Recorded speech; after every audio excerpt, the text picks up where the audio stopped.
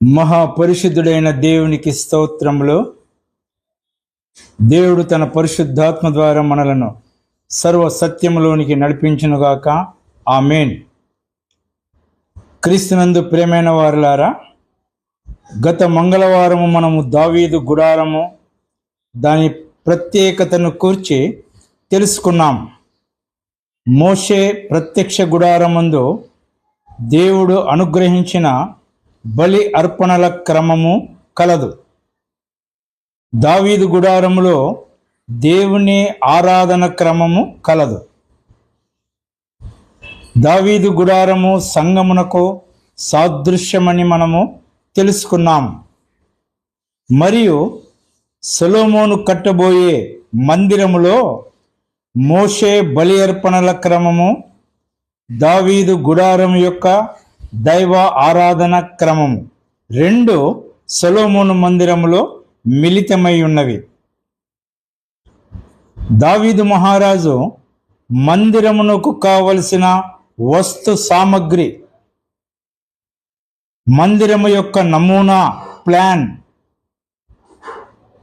అందు జరగబోయే ఆరాధన క్రమము దావీదు ముందుగానే సిద్ధపరచెను. సొలొమోను కేవలము ఆ బయటి స్ట్రక్చర్ ఆయన కట్టినాడు. లోపల ఆత్మీయమైన విషయములు, ఆరాధన క్రమములు సమస్తమును దావీదు మహారాజు ముందుగానే సిద్ధపరిచినాడు. ఆయన తన సొంత జ్ఞానంతో సిద్ధపరచలేదు. దేవుడు మోషేకు సీనాయి పర్వతము మీద ఏ విధంగా కొండ మీద చూపబడిన రీతి నీవు కట్టుటకు జాగ్రత్త పడుము అని చెప్పినాడో, అదేవిధంగా దావీదు మహారాజునకు కూడా దేవుడు సమస్తమును చూపించినాడు. ఆయన మొదటి దినవృత్తాంతముల గ్రంథము 28వ అధ్యాయము 19వ వచనము, ఇవి అన్నీ అప్పగించి యెహోవా హస్తము నా మీదికి వచ్చి ఈ మచ్చుల పని అంతయు వ్రాత మూలముగా నాకు నేర్పెను అని సొలొమోనుతో చెప్పెను. దేవుడు సమస్తమును ఆయన ఆత్మతో దావీదునకు ముందుగానే చెప్పినాడు. మందిరము ఈ విధంగా కట్టవలెనో, మందిరములో ఇటువంటి క్రమమును నీవు పాటించవలేను అని. అయితే మొదటి దినవృత్తాంతములో 23వ అధ్యాయము నుండి 28 వరకు సమస్తమైన కార్యములు ఏ విధంగా ప్లాను దేవుడు చూపించినాడో అవి ఆ అధ్యాయాలలో కలదు. మీరు దానిని విపులంగా ఇంటి దగ్గర చదువుకోవచ్చును. నేను దాని అవుట్లైన్ మాత్రం చెబుతాను. 23వ అధ్యాయములో 38,000 మంది లేవీయులను లెక్కించినారు. లేవీయులు 30 సంవత్సరాల వయస్సు కంటే పెద్దగా ఉన్న వారందరినీ లెక్కించి కవిలలో చేర్చబడిరి. కవిలే అంటే రిజిస్టర్, వారి పుస్తకంలో చేర్చబడినవి. ఆ 38,000 మంది లేవీయులలో 24,000 మంది మందిరపు పని విచారించువారుగాను, 6,000 మంది అధిపతులుగాను న్యాయాధిపతులుగాను ఉండిరి. 4,000 మంది ద్వారపాలకులుగా నియమింపబడిరి. ఈ విధంగా దావీదు వారిని విభాగించినాడు. మందిరము సేవకు 24,000 మంది. ఆ తర్వాత 6,000 మంది అధిపతులు, ఆ యొక్క దేవాలయానికి అధిపతులు, న్యాయాధిపతులు, ఎవరికైనా ఏదైనా సమస్య వస్తే తీర్చడానికి న్యాయాధిపతులు, 4,000 మంది ద్వారపాలకులు, మరి 4,000 మంది స్తుతి చేయు నిమిత్తమే దావీదు వారిని నియమించినాడు. 24వ అధ్యాయంలో యాజకులను నియమించినాడు. లేవీయులు వేరు, యాజకులు వేరు. యాజకులు కూడా లేవీయులు అనబడతారు. లేవి సంతానము. కాని లేవీయులు యాజకులు అనబడరు. దేవుని పరిశుద్ధ స్థలములో బలి అర్పణల, ధూపవేదిక ఇవన్నీ చేయుటకు యాజకులు మాత్రమే వెళ్ళాలి. లేవీయులు వెళ్ళడానికి వీలు లేదు. ఉజ్జా లేవీయుడే, అయితే యాజకుడు కాదు కాబట్టి మందసాన్ని పట్టుకున్నప్పుడు చనిపోయినాడు ఆయన. ఈ 24వ అధ్యాయంలో యాజకులను 24 తరగతులుగా విభజించినారు. ఆ 24 తరగతులు, ఒక్కొక్క తరగతి 24 పెద్దలున్నారు. మొదటి వాని వంశము మొదటి వారము, రెండవ వాని వంశము రెండవ తరగతి యొక్క వంశము వారు రెండవ వారము, మూడవ వారము, నాలుగవ వారము. ఈ విధంగా సంవత్సరానికి 12 తరగతులు అయిపోతవి. మళ్ళీ మిగతా 12 మిగతా 6 నెలలు, 6 నెలలకు 4 ఆర్ల 24. ఆ విధంగా దావీదు వారిని నియమించినాడు. ప్రతి ఒక్కొక్కరికి 2 వారాలు వస్తున్నాయి సంవత్సరములో. ఇప్పుడు ఆ 24వ అధ్యాయంలో ఈ క్రమము కలదు. 25వ అధ్యాయములో గానము, పాటలు పాడి స్తుతించి వాయిద్యములు వాయించువారు వారిని 4000 మందిని నియమించినాడు. వారు కూడా 24 వంతులతో చొప్పున వారు అక్కడ సేవ చేయవలెను. తరువాత 26వ అధ్యాయంలో ద్వారపాలకులను నియమించినాడు. 27వ అధ్యాయంలో అధిపతులను నియమించినాడు. ద్వారపాలకులు, మందిరము ద్వారపాలకులు, రాజు యొక్క నగరు ద్వారపాలకులు, యెరూషలేము నగరు ద్వారపాలకులు అందరూ కలిసి ఆయన విభజించినాడు వారిని వంతుల ప్రకారం. కొందరు ద్వారపాలకులు మందిరంలో పని చేయాలి, కొందరు రాజభవనంలో పని చేయాలి, మరికొందరు నగరును కాపలా కాయుటకు వాడబడాలి. 27వ అధ్యాయంలో అధిపతులను, 28వ అధ్యాయంలో సమాజాన్ని ఉద్దేశించి దావీదు మహారాజు చివరి మాటలు చెబుతాడు. 28, 29వ అధ్యాయంలో సొలొమోను మహారాజును కూర్చోబెట్టుకొని సర్వ సమాజానికి ఆయన తన ఏమేమి సంభవించింది, తాను ఏ విధంగా శ్రమ పడినాడు, తాను దేవుని మందిరాన్ని కట్టాలనుకున్నాడు కానీ దేవుడు వద్దన్నాడు, నీ కుమారుడు నాకు మందిరము కడతాడు కనుక సొలొమోనును ఆయన ఎన్నుకున్నాడు, సొలొమోనుకు మీరందరూ సహాయము చేయవలెనని ఆయన దావీదు మహారాజు వారికి చెప్పి ఉన్నాడు. ఈ దీనిలో ముఖ్యమైనది యాజకుల పద్ధతి. 24వ అధ్యాయము మనము కొంచెము విపులముగా దానిని ధ్యానించుదాం. 24వ అధ్యాయంలో అహరోను సంతతి, అహరోను మాత్రమే యాజకుడు, అహరోనుకు పుట్టిన వారు మాత్రమే యాజకులు. మోషే ఆయన అన్న అయినా కానీ మోషే సంతానము లేవీయులుగానే పరిగణింపబడినారు. యాజకులు అహరోను సంతానము మాత్రమే. అహరోనుకు 4 కుమారులు, నాదాబు, అబీహు, ఎలియాజరు, ఈతామారు. నాదాబు, అబీహులు లేవియ సంఖ్యాకాండ నిర్గమకాండంలో చనిపోయినారు. వాళ్ళు అక్కడ అన్యాగ్ని తీసుకొని వచ్చి వారు అక్కడ చంపబడ్డారు. ఇప్పుడు ఉండేది ఎలియాజరు వంశము, ఈతామారు వంశము. ఎలియాజరు వంశంలో 16 మంది పెద్దలు, ఈతామారు వంశంలో 8 మంది పెద్దలు. 24 పెద్దలు వంశముల పెద్దలు వారు నియమింపబడినారు. వారి కుమారులు యాజకత్వము చేయవలెను.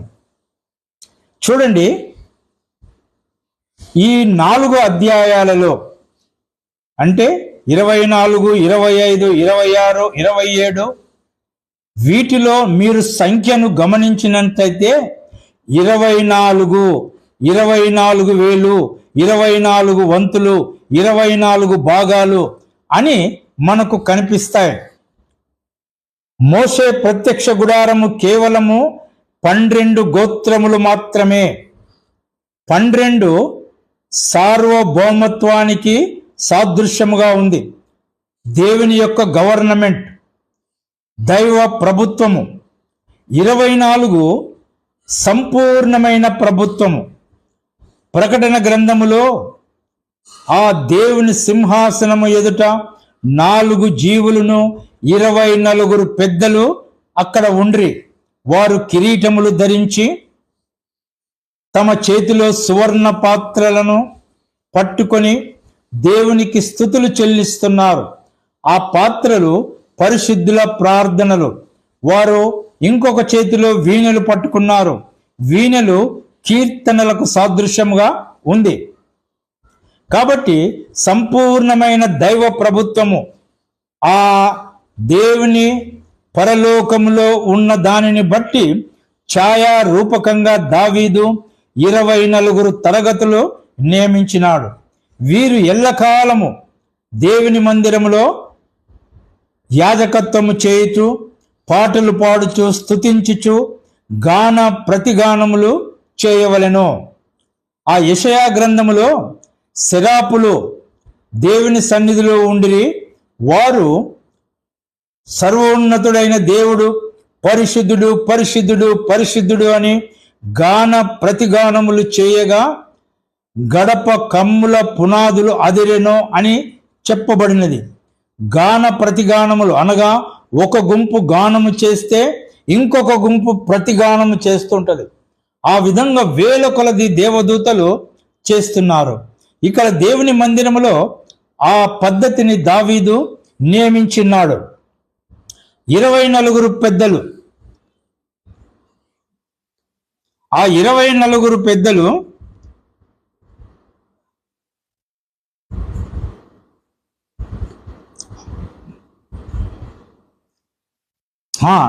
ఆ చీట్ల ప్రకారము వంతులు వేసినారు.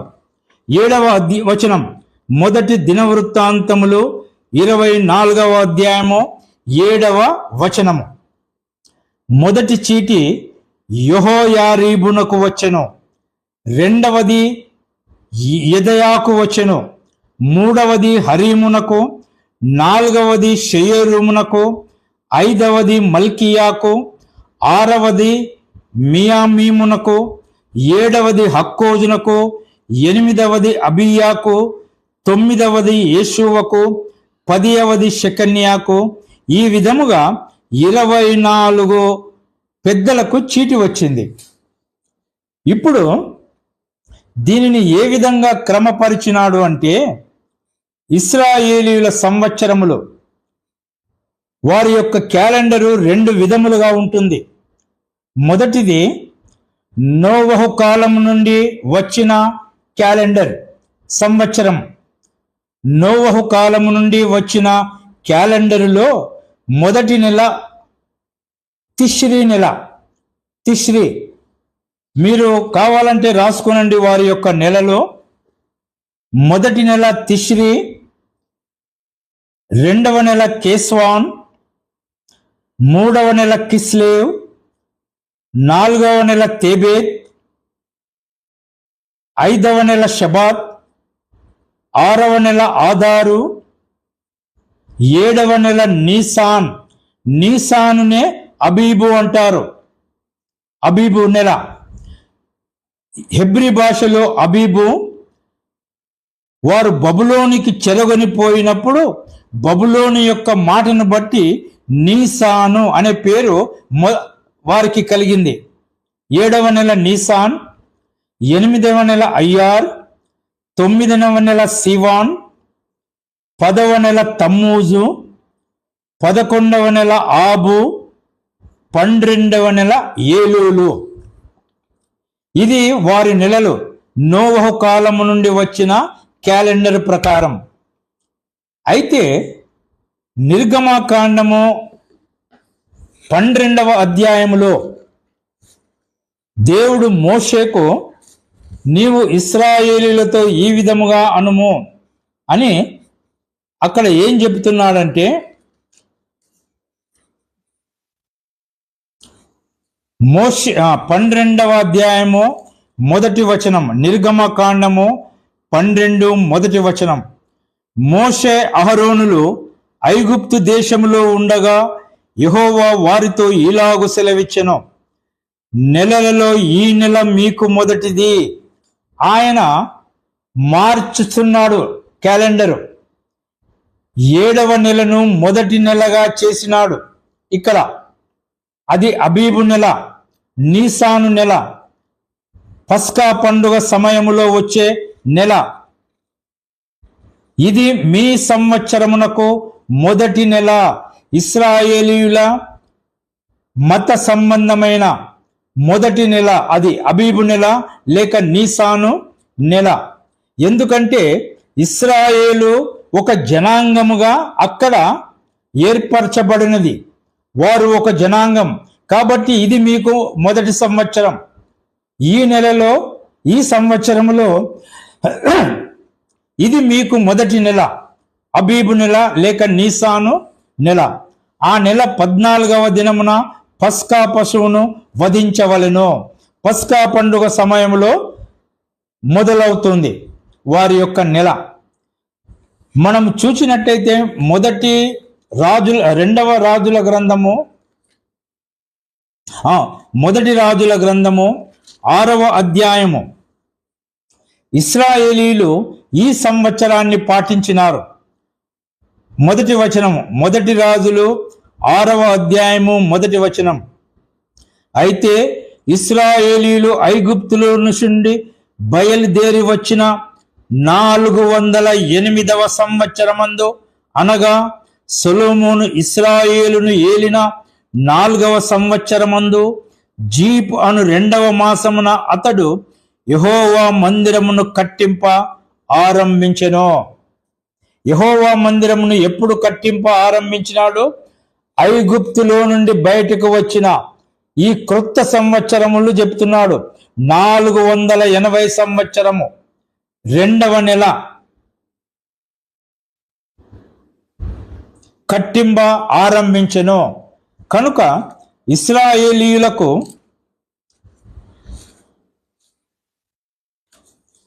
ఈ సంవత్సరము వాళ్ళు పాటిస్తారు. ఈ సంవత్సరములో నీసాను మాసము మొదటిది వాళ్లకు. ఆ మొదటి మాసములో 4 వారములు ఉంటాయి.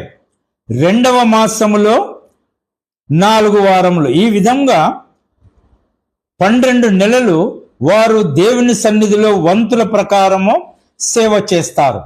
ఇప్పుడు మనము చెప్పిన ఈ యొక్క లెక్కను బట్టి 24వ అధ్యాయములో 7వ వచనములో మొదటి చీటి యెహోయారీబునకు, అనగా నీసాను మాసములో మొదటి వారము యెహోయారీబు తరగతి దేవాలయములో సేవ చేసినది. 2వది యెదాయా, నీసాను మాసములో 2వ వారము యెదాయా. నీసాను మాసములో 3వ వారము హరీము, 4వది షెయరీము 4వ వారం. దీని తర్వాత 2వ వారము అయ్యార్ అనే మాసం. అయ్యారు మాసములో మల్కియా మొదటి వారము, 6వ వాడైన మియామీము 2వ వారము, 7వ వారైన హక్కోజు 3వ వారము, 8వ వాడైన అబియాకు 4వ వారం. అంటే 2వ నెల ఇశ్రాయేలీయుల సంవత్సరం ప్రకారము 2వ నెల అయ్యారు మాసములో చివరి వారము 4వ వారము అబియా తరగతికి ధూపం వేయడానికి వంతు వస్తుంది. ఇప్పుడు మనము లూకా సువార్త 1వ అధ్యాయం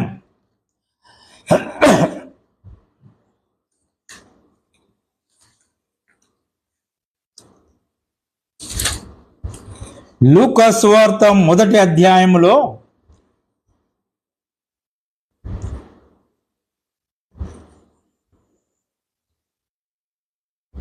5వ వచనం నుండి చదువుకుందాం. లూకా సువార్త 1వ అధ్యాయము 5వ వచనం. యూదయ దేశపు రాజైన హేరోదు దినములలో అబీయా తరగతిలోనున్న జకరియా అను ఒక యాజకుడు ఉండెను. అతని భార్య అహరోను కుమార్తెలలో ఒకతే. ఆమె పేరు ఎలీసబెతు.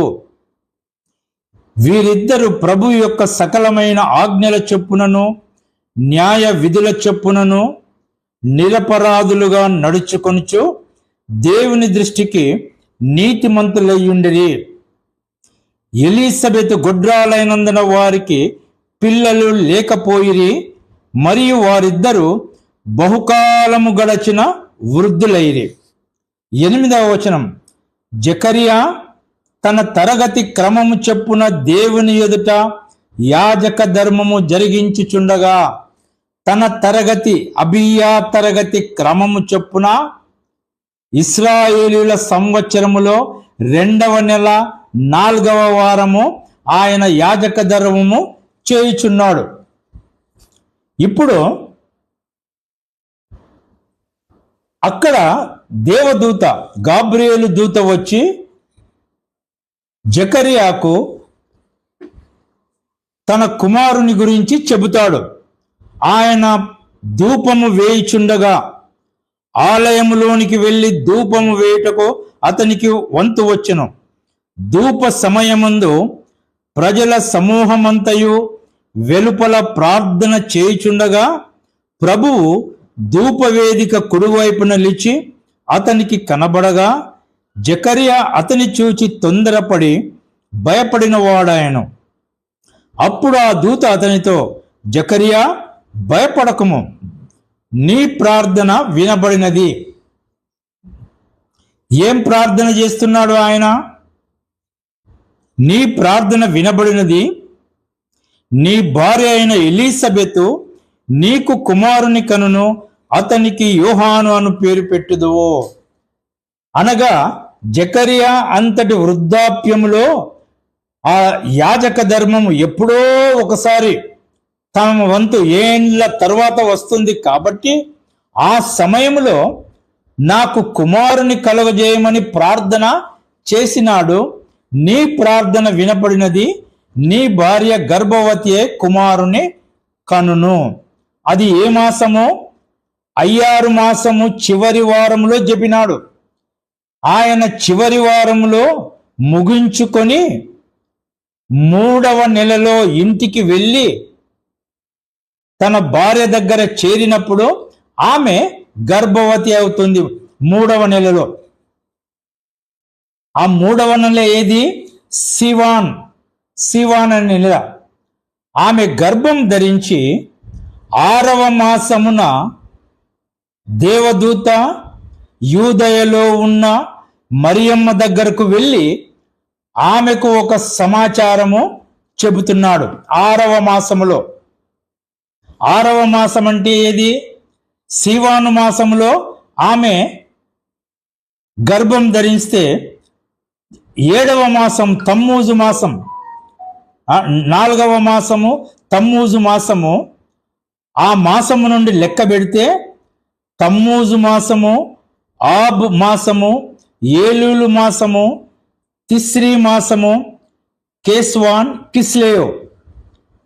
కిస్లేవు అనే మాసములో దేవదూత మరియమ్మ దగ్గరకు వెళ్ళి, నీవు కుమారుని కందువు, ఆయన పరిశుద్ధాత్మ వలన కలిగిన వాడు కనుక సర్వోన్నతిని కుమారుడనబడును. నీ బంధువురాలైన ఎలీసబెత్ కూడా గర్భం ధరించినది.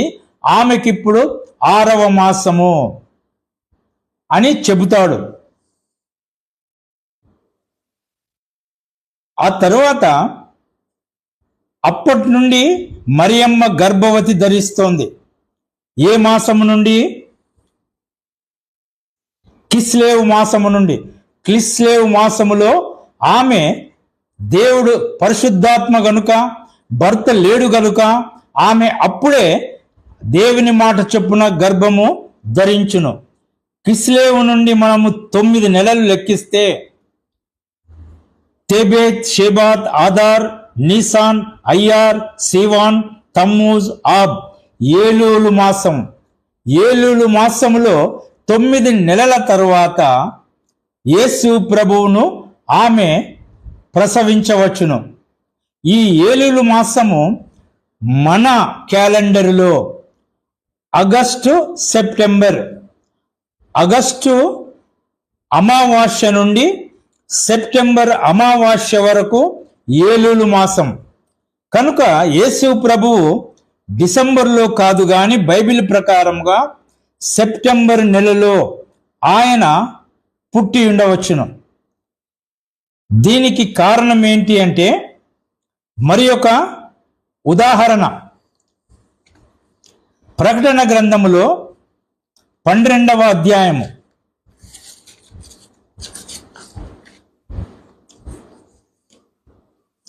అక్కడ మొదటి వచనం, అప్పుడు పరలోకమందు ఒక గొప్ప సూచన కనబడెను.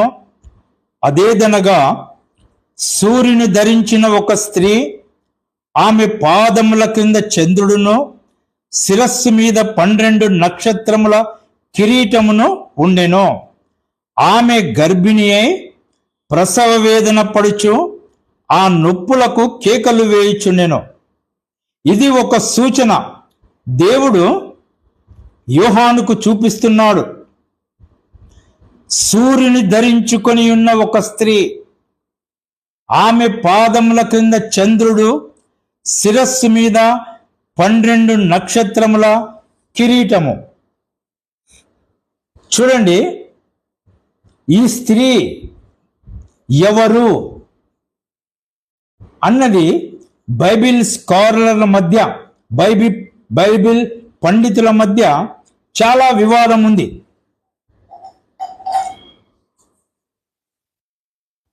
కొందరు సంఘమని చెబుతారు, మరి కొందరు ఇశ్రాయేలు జనాంగము అని చెప్తారు.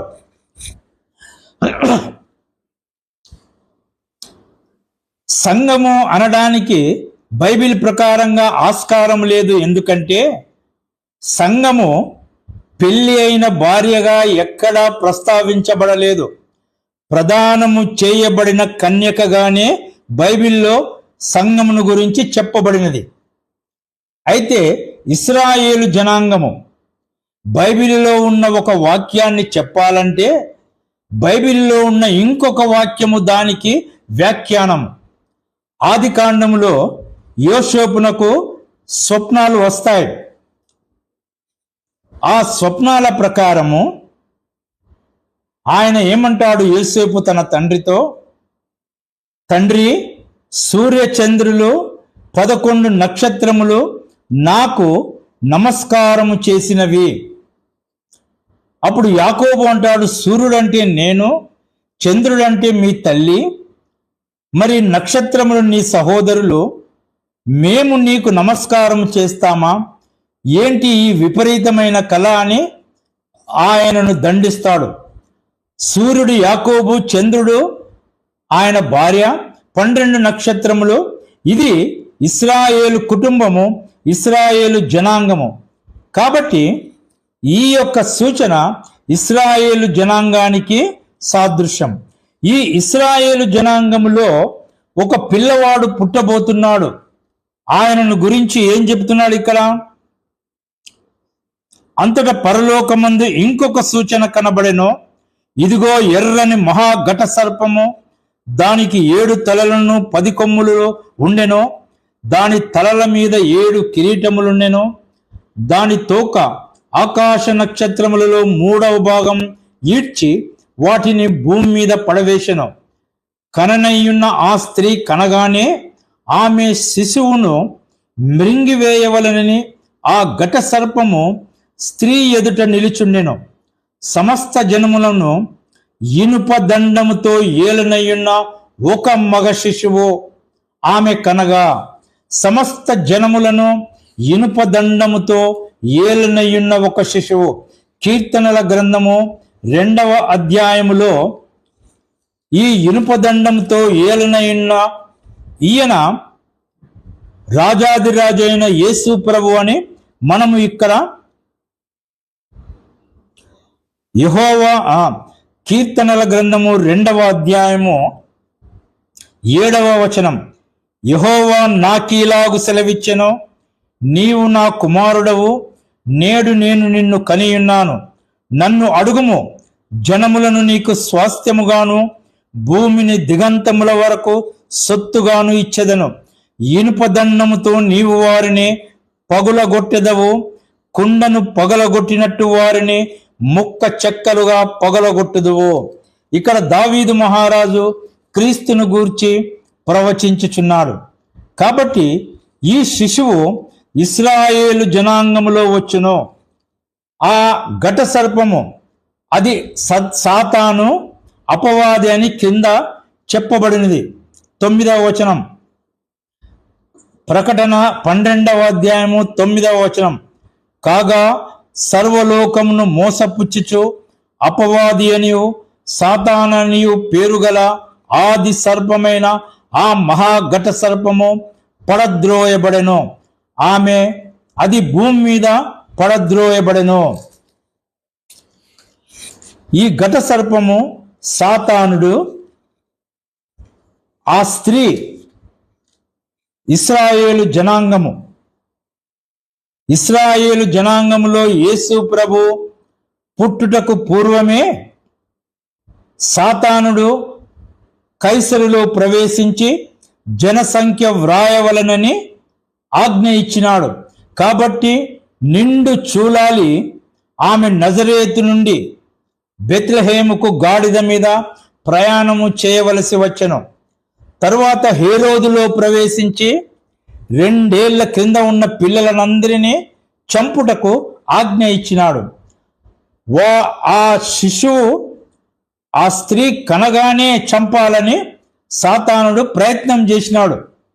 అయితే యేసు ప్రభువు ఆకాశమునకు ఎత్తబడెను.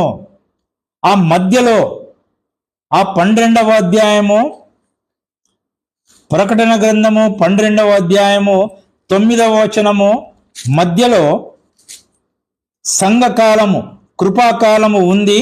అది మరుగు చేయబడినది.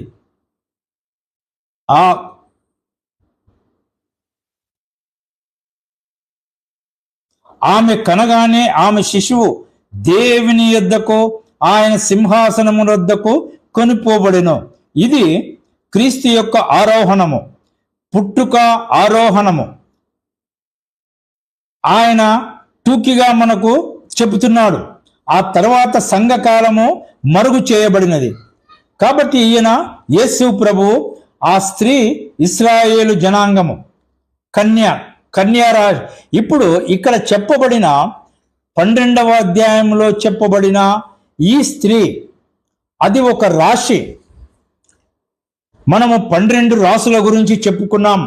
కన్యారాశి, సింహరాశి, ప్రక్కన ఇటు ప్రక్కన తులారాశి. ఇది జోడియాక్ అంటారు గ్రీకు భాషలో. జోడియాక్ అంటే మార్గము, సూర్యుడు పయనించే మార్గము. ఈ రాశుల గుండా సూర్యుడు సంవత్సరములో ప్రయాణం చేస్తాడు. అయితే ఆ కన్యారాశి పైన సింహరాశి ఉంటుంది. సింహరాశికి 9 నక్షత్రాల కూటమి. 3 నక్షత్రాలు తిరుగుతూ ఉంటాయి, ప్రక్కన వస్తూ పోతూ ఉంటాయి. మొత్తము 12 నక్షత్రములు ఈ కన్యారాశికి కిరీటము వలె ఉంటాయి. దాని క్రింద కన్యారాశి కింద ద గ్రేట్ డ్రాగన్ అనే రాశి ఇంకొకటి ఉంది. అయితే ఆ డ్రాగన్ రాశిలో సూర్యుడు ప్రయాణం చేయడు, అది కింద ఉంటుంది. ఈ యొక్క సూర్యరాశి ఆ కన్యారాశి క్రింద ఎప్పుడో ఒకసారి సూర్యుడు ఆమె మద్దకు వచ్చినప్పుడు చంద్రుడు ఆమె పాదముల క్రింద ఉంటాడు. ఒకానొక సమయములో ఆ చంద్రుడు ఆమె పాదముల క్రింద వచ్చినప్పుడు సూర్యుడు ఆమె మధ్యకు గర్భం ధరించినట్లు, సూర్యుని ధరించినట్లు వచ్చినప్పుడు యేసు ప్రభువు ఈ లోకములో పుట్టినాడు.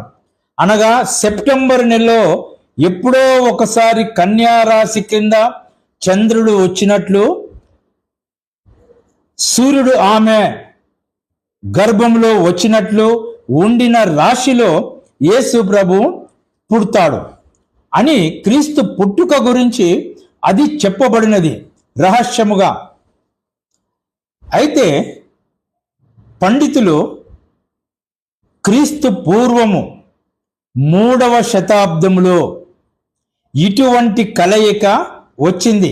3వ శతాబ్దం క్రీస్తుకు పూర్వము. డాక్టర్ మైకల్ హీజర్ అనే వ్యక్తి ఈ రాశి గురించి చెబుతాడు. ఆయన మహాపండితుడు డాక్టర్ మైకల్ హీజర్ అన్సీన్ రెల్మ్స్ అనే పుస్తకం రాశాడు. కనపడని లోకములు, ఆత్మల ప్రపంచము. ఆత్మల ప్రపంచం అంటే మనం శరీరము ఆత్మల ప్రపంచానికి ఈ ప్రకృతి ప్రపంచానికి మధ్యన గోడగా ఉంది. మనము చూడలేము ఈ శరీరముతో. అయితే శరీరం లేక ఇక్కడ చూచినట్లయితే ఎన్నో ఆత్మలు, దురాత్మలు, దేవుని యొక్క దేవదూతలు తిరుగుతా, దురాత్మల సమీసం, దయ్యములు, వీళ్ళందరూ ఏ విధంగా పని చేస్తున్నారో, ఏ విధంగా పోరాడుతున్నారో అవి మనకు కనబడుతుంటాయి. ఏ విధంగా ఒక దురాత్మ వచ్చి ఒక మనిషిని దొంగతనానికి, వ్యభిచారానికి లోనుగా చేస్తుందో అటువంటి దృశ్యాలు కనబడతాయి. ఈ ప్రపంచముల ఆత్మల ప్రపంచము, ఆ ప్రపంచంలో ఏ విధంగా దేవదూతల పరిపాలన అది అంతయు ఆయన తన పుస్తకం అన్సీన్ రెల్మ్స్ అనే పుస్తకములో రాశాడు. ఆయన చెబుతాడు, క్రీస్తుకు పూర్వము 3వ శతాబ్దములో కన్యా రాశిలో తల మీద 12 నక్షత్రములు కిరీటము వలె, ఆ తర్వాత కాళ్ళ క్రింద పున్నమి రోజున కాళ్ళ క్రింద చంద్రుడు ఉండినట్లు. కాళ్ళ క్రింద చంద్రుడు ఎందుకు ఉన్నాడంటే పూర్వకాలమున చంద్రుణ్ణి బయలు దేవతగాను అల్లా అనే పేరుతో పిలిచినారు. అల్లా అనే పేరు మొదట చంద్రదేవునికి పెట్టబడింది. బబులోనులో బయలుదేవత చంద్రునికి పెట్టబడింది. సూర్యుడు నిమ్రోదు, తమ్మూజులు. ఆ విధంగా బయలుదేవత, అన్య దేవతలు యేసు ప్రభు యొక్క జనాంగము క్రింద ఉంటారు. క్రీస్తు కాళ్ళ క్రింద వాళ్ళు నలగగొట్టబడెదరు. జనములు నీకు అప్పగింపబడును, ఇనుప దండముతో వారిని నీవు ఏలెదవు. 3వ సంవత్సరము క్రీస్తుకు పూర్వము సెప్టెంబర్ 11న యేసు ప్రభు యొక్క పుట్టుక జరిగి ఉండవచ్చును అని చెబుతాడు. క్రీస్తుకు పూర్వము 2వ శతాబ్దములో హేరోదు చనిపోతాడు. హేరోదు ఖచ్చితంగా క్రీస్తు పుట్టిన తర్వాతనే చనిపోవాలి. కనుక 2వ సంవత్సరము లేక మొదటి సంవత్సరములో హేరోదు చనిపోయినట్టు శాస్త్రజ్ఞులు చెబుతారు. కాబట్టి క్రీస్తు సెప్టెంబర్ నెలలో పుట్టినాడు, డిసెంబర్ నెలలో కాదు. డిసెంబర్ 25 క్రీస్తు పుట్టుక ఎప్పటి నుండి వచ్చింది?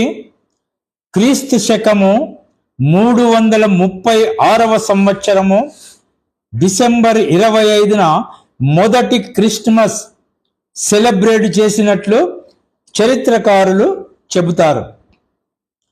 అప్పటికి పోప్ జూలియస్ I అనే వ్యక్తి ఉన్నాడు. ఆయన కాలములో ఇవి జరిగింది. ఇవి ఎందుకు జరిగిందంటే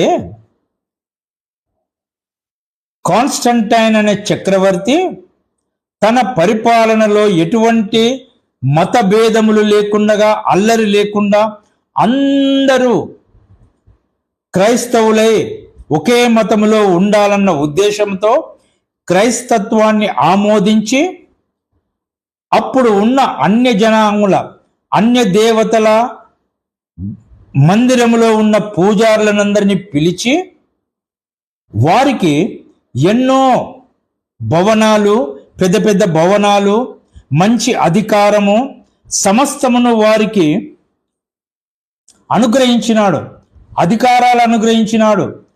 ఎటువంటి భేదం లేక పెద్ద పెద్ద భవనాలు ఇచ్చినాడు వారు ఆనందించడానికి.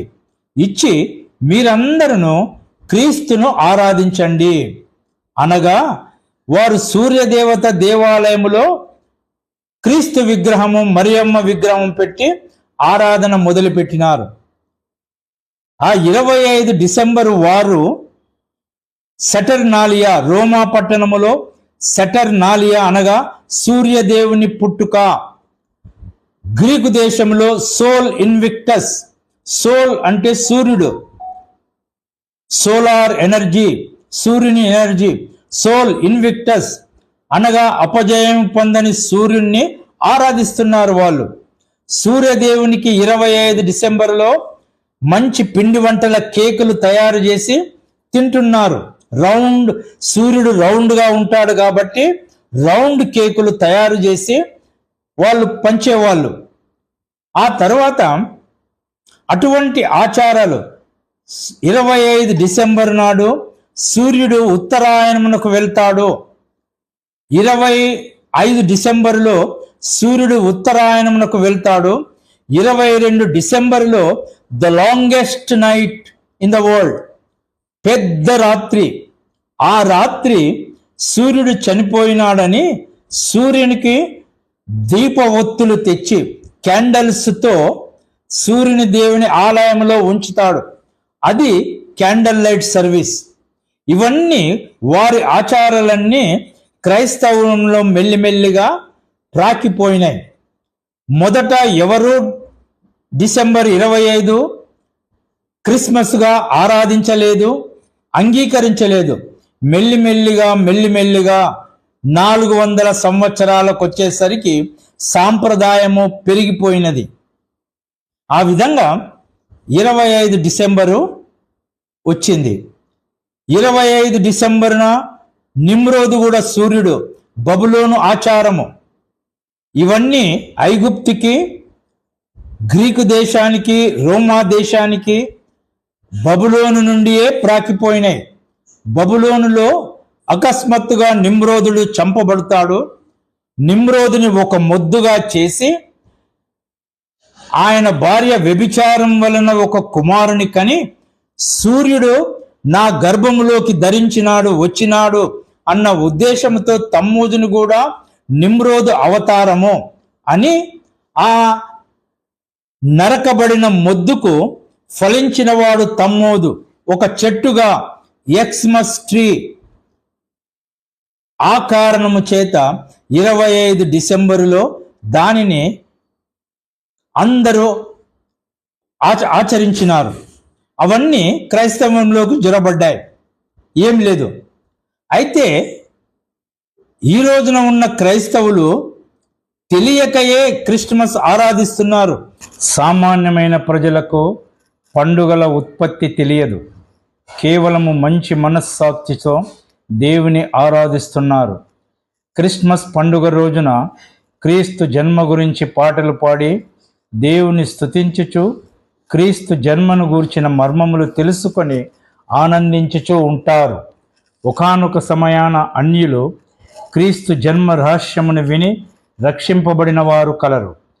పరవస్తు చిన్నయసూరి మనవడు పరవస్తు సూర్యనారాయణరావు కన్యక గర్భం ధరించి కుమారుని కనెను అనే పాటను ఒకానొక క్రిస్మస్ పండుగ రోజు విని క్రీస్తును అంగీకరించి రక్షణ పొంది గొప్ప క్రీస్తు భక్తుడాయను. సాతాను సంఘమును మలినము చేయాలని ప్రయత్నించి సంఘం ద్వారా ఓడిపోయెను. ఏలయనగా ప్రస్తుత కాలమందు ప్రపంచమంతటా సూర్యదేవుని ఆరాధన నిర్మూలమాయెను. ఉపవాస కాలమందు ఉపవాసముండి ఆరాధించి దేవుని ఆశీర్వాదం పొందిన వారు చాలామంది కలరు. కానీ లెంట్ డేస్లోనే ఉపవాసం ఉండాలన్న కట్టడ లేదు. ఎప్పుడైనా ఉపవాసం ఉండవచ్చు, దేవుని ఆశీర్వాదమును పొందగలరు. మనము ఉపవాస కాలంలో క్రీస్తు మరణ దినమని, క్రీస్తు పునరుత్థాన దినమని, క్రీస్తు జన్మదినమని ఆరాధనలో జరిపిన మన హృదయములను పరిశీలించి దేవుడు తప్పక ప్రతిఫలమిచ్చును. అయితే మన ఆచారాలను పరిశీలించి వాటిని జల్లించే బాధ్యత సంఘ కాపరుల మీద ఉన్నది. రూతు బోయజు పొలంలో పరిగె నేరుకొని వాటిలోనున్న చెత్తను దుల్లగొట్టి తూమెడు మంచి యవలను తన అత్త ఇంటికి తీసుకొని వెళ్ళినట్లు భస్మ బుధవారము, లెంటు దినములు, ప్యాషన్ వీక్, ఈస్టర్ సండే అనే అన్యుల పదజాలాన్ని ఉపయోగించక, అన్య దేవతల ప్రభావం చూపే మాటలు వాడక, ఉపవాస కాలము, క్రీస్తు మరణ దినము, క్రీస్తు పునరుత్థాన దినమని పరిశుద్ధ గ్రంథమునకు సంబంధించిన మాటలు మనము వాడిన అభ్యంతరముండకపోవును. దేవుడు ఆత్మ గనుక ఆయనను ఆరాధించువారు ఆత్మతోనూ సత్యముతోనూ ఆరాధింపవలెను. దేవుడి మాటలను ఫలింపజేయునుగాక. ఆమేన్. శ్రోతలందరికీ నా హృదయపూర్వక వందనాలు. ప్రభు మిమ్మును దీవించునుగాక. ఆమేన్.